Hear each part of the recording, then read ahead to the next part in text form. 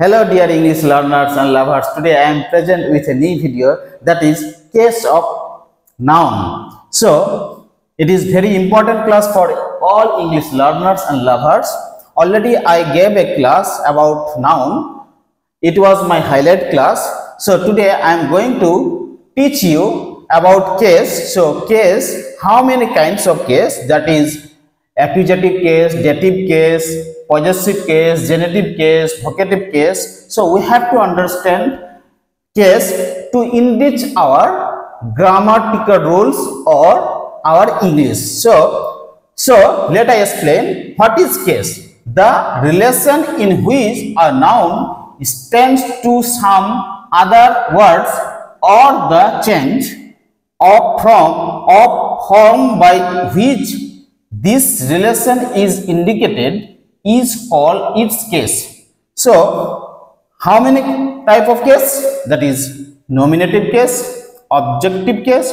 Objective case also two types, that is accusative case, dative case, and possessive case or genitive case, and vocative case. So nominative case, when a noun or pronoun is the agent or the subject of a verb, it is said to be in the nominative case. When used for the sake of address, it is said to be in the vocative case. So let I explain. I give an example. Rohan hit the dog. So here Rohan, here it is Rohan here agent or subject of the verb hit. So Rohan here it is nominative case. Help me Zaid. So Zaid, I address to Zaid. So Zaid here it is vocative case.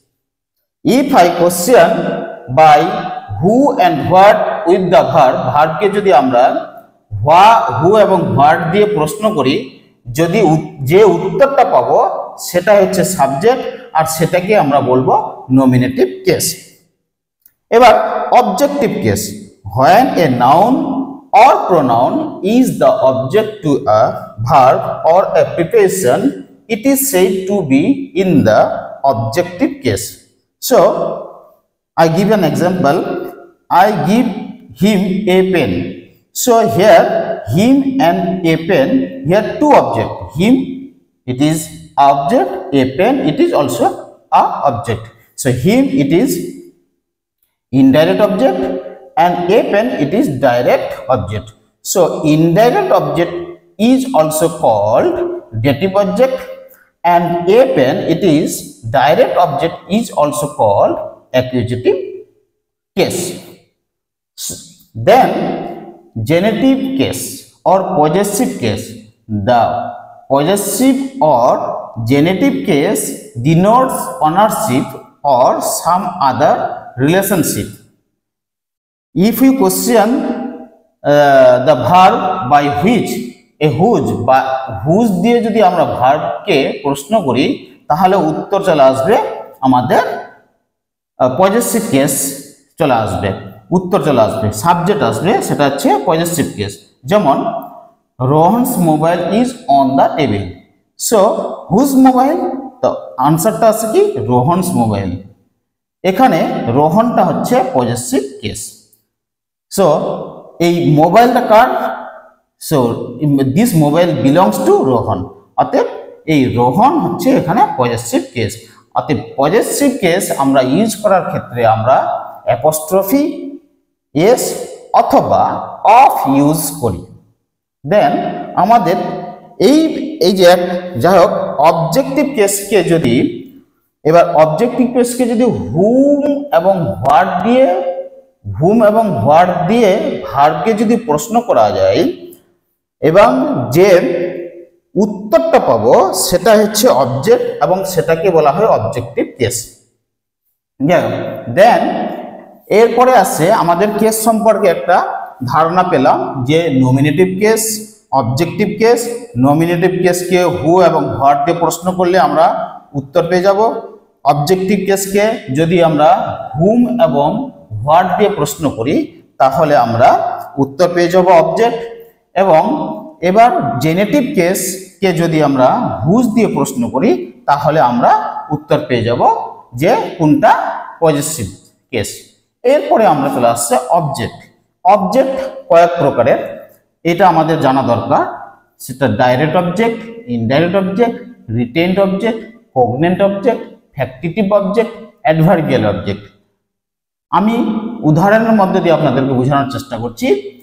যেমন I offer him a gift, হিমটা এখানে indirect object, এ গিফটটা হচ্ছে এখানে direct object. এই এখানে যাই হোক এই রিটেইনড অবজেক্ট, এরপরে রিটেইনড অবজেক্টটা কি?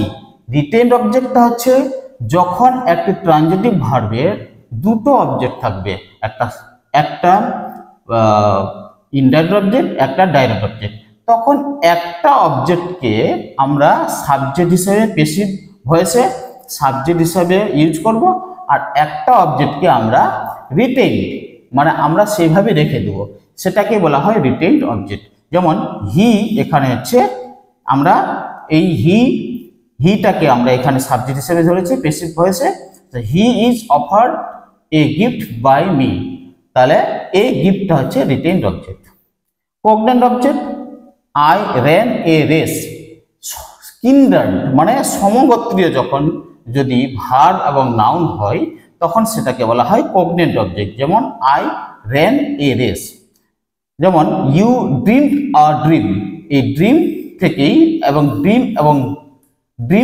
ড্রিম এই দুটো সমগোত্রীয় বলে এটাকে কগনেন্ট অবজেক্ট বলছে। ফ্যাক্টিটিভ অবজেক্ট, ফ্যাক্টিটিভ অবজেক্ট বলতে যখন কোনো কাউকে পদবি মূলক শব্দ বলা হয়, কোনো পদবি দেওয়া হয়, তখন কাউকে অ্যাড্রেস মানে পদবি টাইটেল দেওয়া হচ্ছে, হি কল্ড মি এ ফুল, এ ফুলটা হচ্ছে এখানে ফ্যাক্টিটিভ অবজেক্ট। তারপরে adverbial object, the office is 1 mile from here, এই হেয়ারটা এখানে হচ্ছে adverbial object. So it is my today's class. So যদি আপনাদের এই ক্লাসটা ভালো লাগে তো অবশ্যই আমার channel sound English academy follow করুন এবং পরবর্তী ভিডিও পাওয়ার জন্য আমার এই চ্যানেলকে সাবস্ক্রাইব করুন অবশ্যই, এবং নতুন আপডেট পাওয়ার জন্য অপেক্ষা করুন। Thank you.